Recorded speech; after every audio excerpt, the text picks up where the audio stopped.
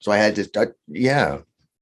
So what I did is Fernie began appearing in our Zoom meetings. Like I would disappear from the Zoom meeting and then the dragon puppet would come up in the Zoom meeting. And then we started creating the videos, because with the videos, you can do so much more. You can, the kids could rewatch them. You could, you can manipulate and, put the words in the videos. There was a lot more you can do. So, and it's something we continue to do. Excuse me one moment. So, now in our continuing, even though we're in person, we continue to use the videos, create the videos for Fernie, and the kids are very engaged. And while this dragon, the idea for Fernie came out of my brain, because I've always been a lover of fantasy and role-playing games. This idea was pushed to the next level by my co-teacher, Leana. So she embraced it and turned Fernie into a class theme. And so this word-loving dragon is really a co-creation. So he has roared his way into every aspect of our teaching, from newsletters, decorations, virtual components. He's in our Google Classroom, in our classroom incentives, in our management, and even the students have started to put him into their own work. So it's really it's really wrapped itself and embraced the whole, and through all our teaching. And not only that, it's fueled our co-teaching relationship, and it sort of inspired us and gave us a lot of energy to try new things. So we're going to move on to some of the basics, especially if you're still in your undergraduate studies or even graduate studies. We want to go over just the 6 models of co-teaching.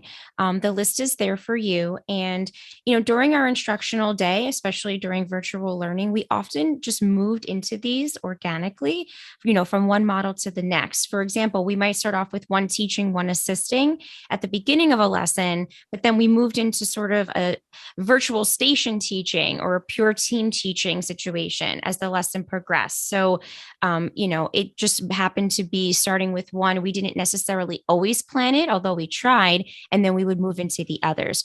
I've included some articles here that there's links to that we'll show at the end, but we just want to take a quick field trip to this one. This happens to be my favorite one on Edutopia, which is the free website. Great articles. There, it explains the definitions of each, sort of the pros and cons of each model, which is what I absolutely love, because there are pros and cons to each and every model. And I think even now moving forward, Paul and I are always joking, what model are we in right now? What model are we in today? And it's this side little joke. And my students are like, what are they talking about? Like, what is it? So we're so intrigued by how we flow through one model to the next that it's almost like a little quiz game for us now.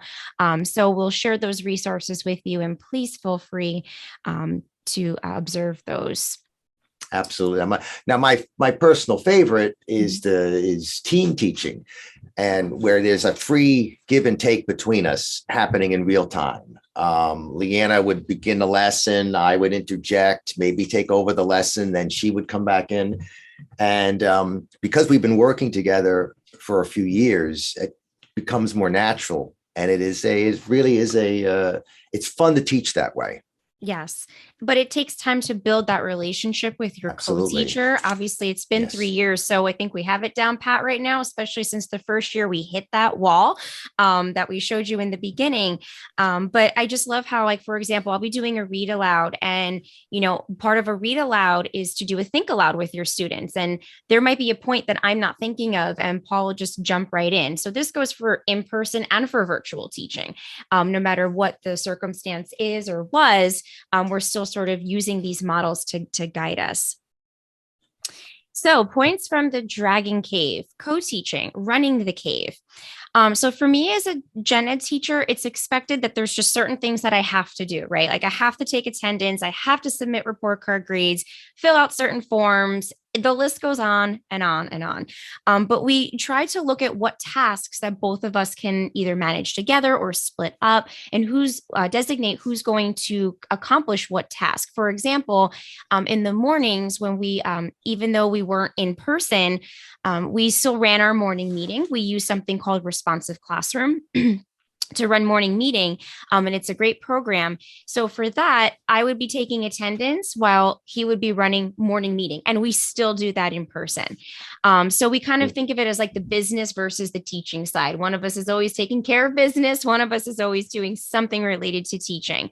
I had to put in the report card grades. Even now, I still have to do that. But when it comes to our students with IEPs and 504 reports, when there's updates, we always sat together, went over the goals. We check in with one another, how the students are doing, and we share that responsibility, even though he has to be the one to submit it. So I wouldn't have to submit the IEP report, but I would definitely help him with the goals. So to me, there's like silver linings here. This leads into our planning time. We're fortunate enough the past couple years during the pandemic and even now, I'm fortunate that Paul's with me all day. You might not have a teacher that is going to be with you all day. For us, it's easier because we can talk every little break that we get because we're on the exact same schedule. We use before school time to plan for the day, after school time during the Zoom. Once we closed the Zoom, we would sit and we would literally have a debriefing session. And that's something we've carried forward with us that we want to continue to do. In my class, during that year, like we said before, this is the only one that Paul's in. But if you're sharing a co-teacher, you have to be the one. Sometimes if you're anticipating you'll be the general education teacher, don't be afraid to say to whoever your co-teacher is or your whole team, let's get together, let's plan. You have to be the initiator and be the go-getter. One of the things that I wrote about in my article in the Teacher Advocate, the actual title, and I wrote it down so I didn't forget it. My article is called Collaboration and Communication. It's an article on tips for working with your whole instructional team. And that was my personal response to teaching as a gen ed teacher during the pandemic. It comes with a multitude of things to do and lots of tips and tricks. So you can check that out. But as a gen ed teacher, my advice to you is learn to rely on others so that you can use these models of co-teaching and learn to take a break. Trust your co-teacher or co-teachers. You don't have to do it all. I think as a gen ed teacher, it's always implied you have to do everything and you get in that mode you have to. But, this develops over time and you learn how to break that ice or the stalactite, if you will. You learn how to break that a little bit and you learn better how to communicate with each other and with families, because families, they're a part of your instructional team as well. During the pandemic, as I mentioned before, our team was extremely large. And I said, how am I going to manage co-teachers, ESL teachers? We had speech, PT, OT, all virtually. So I learned to coordinate schedules. Paul actually helped me create the schedule so we could have time together as a team. And we worked together through it. So we'll move on to the next point. Points from the Dragon Cave, co-teaching, the instructional piece. Probably the one everybody wants to know a little bit more about here. How did we actually do the instruction? So these are some points that help drive our instruction when we were teaching virtually as a co-teaching team. So the first point is some students felt safer to participate virtually. So a great example, like during Zoom, we found that some students who would probably be hesitant in the class and in person were opening up and, asking questions through the chat and reaching out maybe to either to Leana or to myself in private messages. They didn't want to message the whole group. And this was great. And so you could do discrete you can help kids discreetly during the session. And that was a great plus to help support the students during any lesson. Like a great example is a math lesson. So in the classroom in person, we would put a problem up. There's a problem of the day that the students are working on. And so in the classroom, the students would finish, but then some would finish quickly and we could go around and look, but we had to sort of wait till everybody was done or most were done. Then we could sort of present the answer. In Zoom, what was terrific is that the students could send me in a Mhm. private message the answer. I could respond to them like, very good job. Now try another strategy. And they can go on and continue while the other students were still working. And then if a student was incorrect in the answer, I could say, try this strategy, or why don't you try it this way? And so things could keep moving. So this was a great plus with that type of instruction, with using Zoom. And our second point, simple was often better. We didn't discredit nor just throw away and discard simple tools. We were all equipped, thankfully, with a document camera. I love my document camera, Yes. by the way. It's my best friend. Still is. It still is because I still use it. But sometimes just showing things under the document camera, how to fill something out, or showing them how I would approach something. We didn't just toss out the simpler tools just because we were teaching virtually. I couldn't remember how many times I heard from professionals, stick with a few things and learn those well instead of trying to learn all new things. And I said, if I don't know how to present something, I often went back to the document camera because it was in real time, simple, plugged in, and they can view it. Absolutely. There are of course many digital tools that we made use of. One I would like to highlight for me, particularly as a special education teacher who does often modify, and alter assignments, is Kami, PDF editor. In particular, so while students are working on their assignments, their digital assignments, I had several students opened in tabs, and I could pop into each assignment using Kami, and I could do a little modification. I could type a hint, and beforehand, actually, I know Leana, you really like to do this too. Very good. Is you can actually read and embed audio recordings in the assignments, and so Kami was a very powerful tool, among others, that we could use in real time to assist students. But like with any digital tool, and as you know, there are many. You only want to use the tool. The tools are not an end in themselves, and we want to just use the tools that are going to serve our students' needs in that particular situation.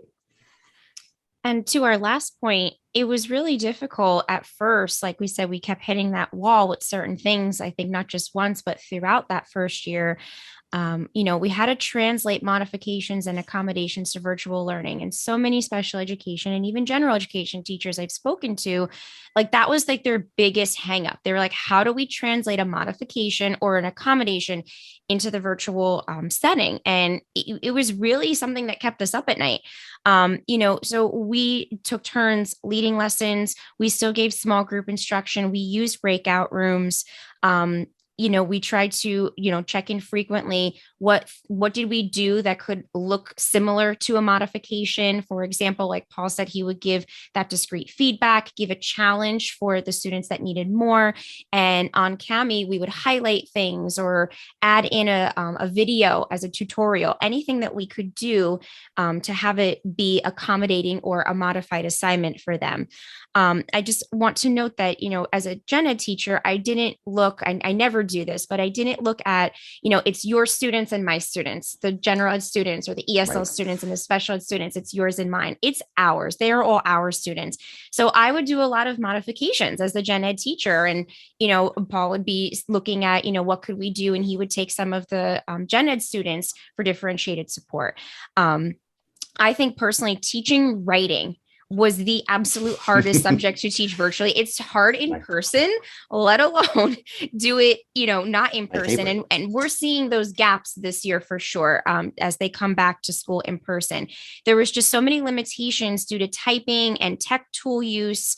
If they didn't know how to type or use the tool, it was a mess. So showing their notebooks also wasn't always feasible. And I won't get close, but I was going in like this, going, I can't see it. And they were getting frustrated because they were doing the work, but just, looking at their writing, it was very, very difficult. But we did keep up with all of the subjects as best as we could and used what we could, even if it took extra time after class to work with the student. And we also used an extra period that we had to work with students on their IEP goals. We kept those in mind as we modified and accommodated all of the work. Absolutely. One common accommodation is to always clarify directions for students, clarify, reword, restate, and it was difficult in Zoom. And so the best way to do it, of course, is to go out into breakout rooms. Now that wasn't always easy to do, and because of our limitations, like Leana always was running the meeting, so she had to create the breakout rooms, and then a reading like a reading intervention teacher would come in, and then we'd have, okay, so we have to have that room ready to send the kids there, and then it was almost like a choreography of sending people here and there. But so that was difficult. So it was difficult also because that was required to clarify directions for individual students. And so that was challenging due to the nature of Zoom and having to and manipulating the rooms.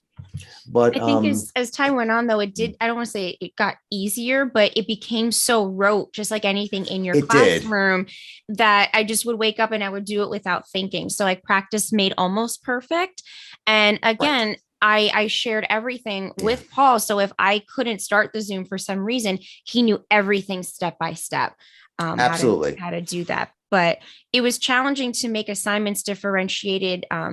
Like you have your homework tiered 5 times in a regular classroom, but it was difficult to do it. So, we said to ourselves, we can't put that much pressure on ourselves, even as much as we can, if it's modified twice or 3 times instead of the usual 5 or whatever the number was. We just had to really give ourselves that grace together.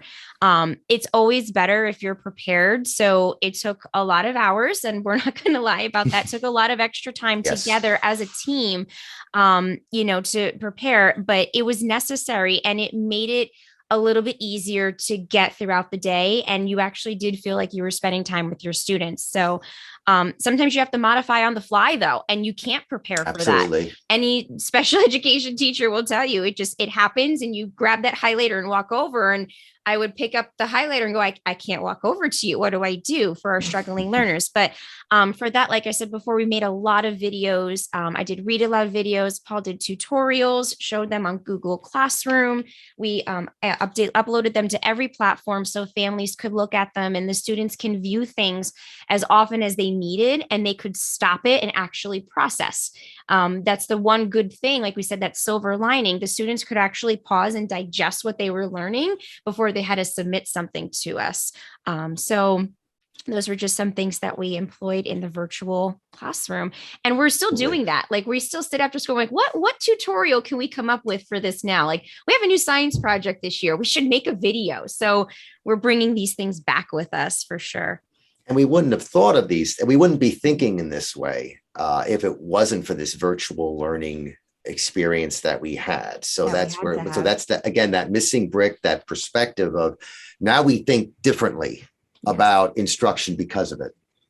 And I feel it opened up our minds to trying new things. I feel I never would have tried half the things if I wasn't forced to do it. Sometimes it takes that ugly push to find something beautiful out of it. Indeed. Yes, indeed. One of our last slides here on management, there's different components of management that we're going to talk about.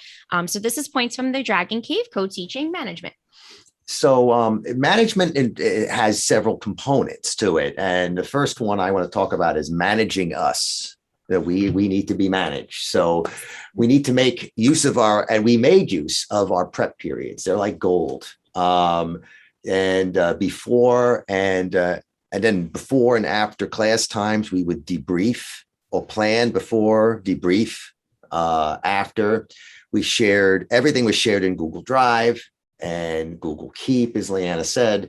Notes, ongoing conversations about lessons, notes about students, and all those things we kept together and organized.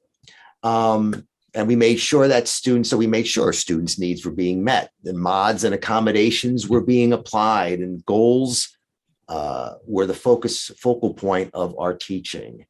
So in planning, we would decide who would teach what area and what times. So, Yes. and also we made decisions on the fly, Mhm. and we took on different roles. So there We was, had to. yeah, planning, and you have to plan, but you also have to be flexible. But that's, goes without saying almost. And then once we got ourselves managed, that second point there, managing the students, because we had to take on these different roles, we were better able to manage the students with time. So, because it's all connected.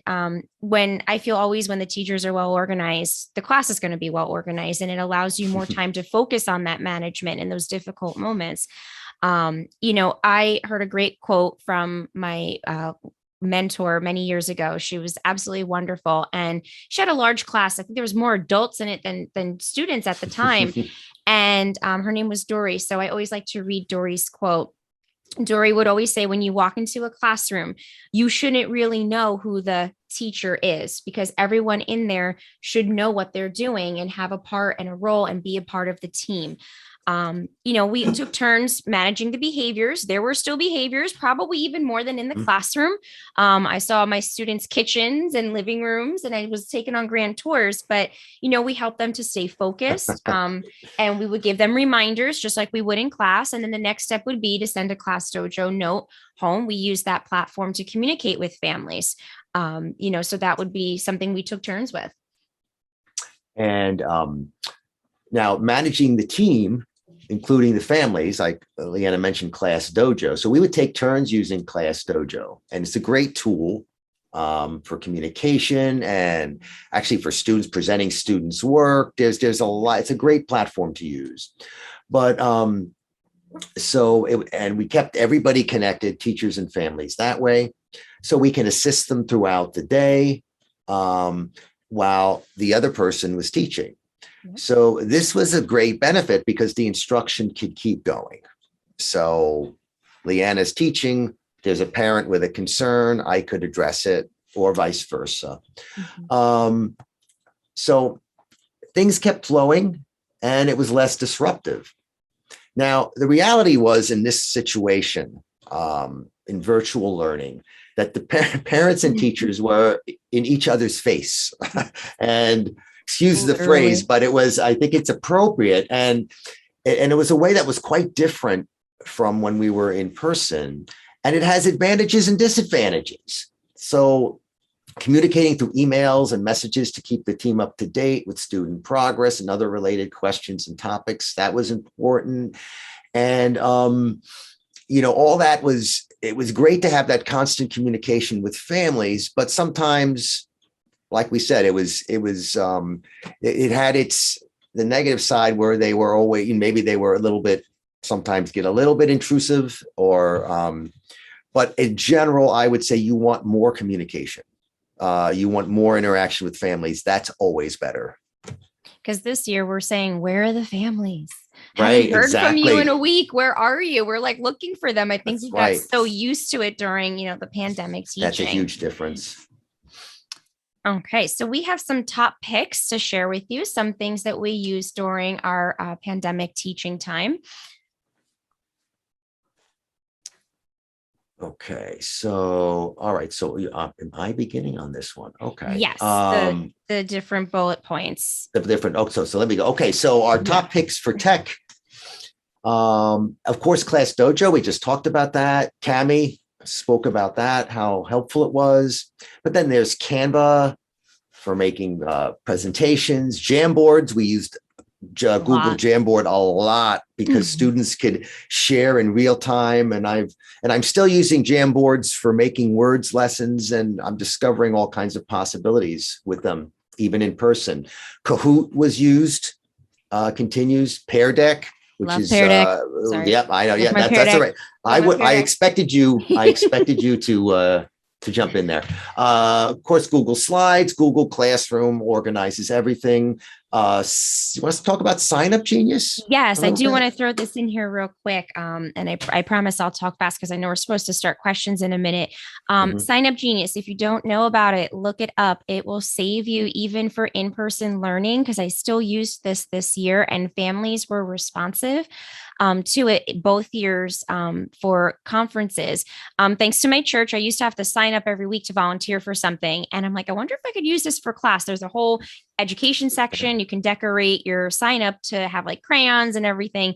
And the way I used to have families sign up for conferences, they would have to sign up on a piece of paper. I'd have to give them a time. Certain families needed a certain time. Here, they go on and it's semi anonymous. They'll see if a time slot is filled that you're already taken at that time, and then they can go to the next best time to sign up. And you can keep track of who's registering and who's not. And it's for free. I think there is a premium version with all sorts of fancy things. Don't need it. Teachers like free things. Use the free version. It's amazing. Absolutely amazing. And then Okay. the last thing there is Shotcut. It's I use it to make the Fernie videos, Oh yes. and the thing I like about it the most is it's free. Yes. And but it's very powerful, so you can do a lot with it. Free is for So if me. that's your interest. So let's blaze on through this part of the cave. Okay, right. Okay, so designing with differences. So Leanna and I are very different, and as teachers, as people, so we just wanted to highlight some of these our differences to show that co-teaching can work, even if on the surface it seems that it may not, because of differences. So we're different in age by quite a bit. Our interests and talents outside of the classroom are different. Our teaching styles are different. Organization is quite different. Very, Thank very goodness, different. thank goodness for Leanna. Okay, for many reasons, but anyway, and but they create opportunities for the classroom. They shouldn't exactly be seen as barriers. Now, and sometimes like differences. There are certain things you might create between two teachers. There's this concept of noise that I've learned about recently, where things that you expect to be consistent, like grading, discipline, classroom routine, you're going to have differences between you as co-teachers, and it might create some noise. What you want to do is you want to make sure you minimize it so that the students are not confused or families are not confused. So you have to think about your differences and then address them, think about it. But so that could be an issue, but for the most part, yeah, we've allowed, I believe, our differences to become strengths. Yeah. Even when we were teaching far away through screens, we Right. embraced that as much as possible. And we took the time. Like I said, who else would geek out on the science of reading with me at 5 o'clock at night? Like we found places, Yeah. like some of our differences. Paul loves gaming. I'm the fashion police, love my Chanel. Knowledge is power. I'm always reading and geeking out on podcasts while he's rocking out on his guitar. I'm a dancer and he's a Jedi sword loving, Star Jedi Wars fan, Master. Jedi Master, Sorry. whatever. You love your Star Wars, and we all just bring these things together. And like I said, that whole concept in the beginning we talked about with Fernie, that's like our middle of the ground. Like we both love that idea of Yes. Fernie Well and put. bringing it into the classroom. So we embraced our creativity in different ways. So we have our top takeaway treasures from the Dragon Cave. I forgot if this is you or me. I think this might be Um, me. Take the time to plan and get to know each other, build your trust, share responsibilities, create the engagement piece together, embrace the fun and enjoy it with your students. And when you co teach, remember to roar, recognize each other, optimize time together, achieve success, and rise together. And with you could. that, Bernie will say,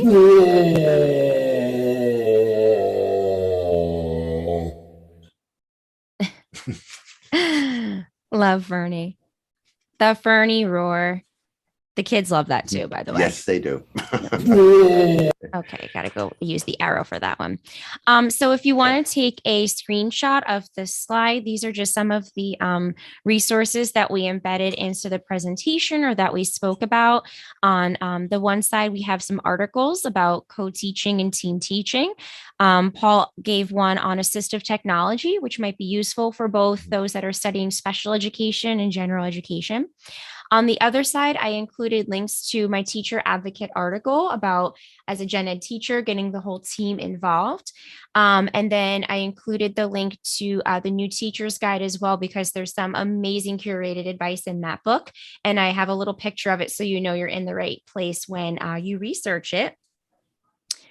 So give like 1 second to take a slide. And you've contributed 2 articles in that book, right? Or 2 chapters? I contributed one article on navigating parent-teacher conferences. And then I was one of the, I think there were 10, don't quote me, but there were 10 of us that were asked to do a special chapter in the book, chapter like 0 or 1, they made it because this came out right as the pandemic was happening. So we wrote an article about teaching in there. So we have, this is our question time. While we're taking some questions, we'll share out our information. And by the way, these are our bulletin boards this year. Like I said, we've truly embraced our creative engagement concept of Fernie the Dragon. We've transformed our whole classroom into a learning cave of sorts. And that's just one of the things that helps make our co-teaching smooth and synchronous with one another. So turn your microphones on and shout those questions out. We're ready. Because I think we have about 5 minutes left for questions. Yeah, good timing, right? Yes. Whew, we did it. Whew. Because I feel like I could talk about this all day with people, especially what our pandemic teaching experience was like and now, and comparing and contrasting. But if you have any questions about the presentation, what it was like last year, what it's like this year, please don't be shy. If you wanted, if you'd rather do it in the chat box. Oh, sure. Well, either way, I guess. I don't have a question, but I have a comment. I've been going to several of the workshops, and I just wanted to make sure that I was in this one because co-teaching is near and dear to my heart. I think it is one of the best ways to provide services for kids with special needs and for general ed students. I think the model is such an effective way to get people to think about each other and to learn about each other. So I really did appreciate it. And I came in when you were talking about these are our kids. They're not the general ed kids. They're not the special ed kids. They are all our kids. And I think that's a message that needs to come out loud and clear in everything that we do. But I love the structure that you provided for the session, because you really gave some of the nitty gritty things that if you don't do those things, co-teaching won't work. And that key communication. So thank you. Yes. Oh, thank you so much. And thank you for inviting us and having us. I'm from Delta Row chapter, and I told everybody, blast this out. It's going to be a great, conference this weekend. So I'm really excited, and I hope we can participate next year. This is awesome. Next year. She's talking about next year. Yes, I'm always ready. I'm ready. Okay. Let's do this. We'll make it even bigger. Okay, which means we need to do it next year. But it's really wonderful. So let me see if there's other people who have comments or questions. Sure. Oh, you're welcome, Corey. Thank you. Thank you. Comments, questions, shout, please. Corey, you said that you had in the chat before, you said that you had trouble with the technology. How would that impact some of the things that that Paul and Leana are talking about now?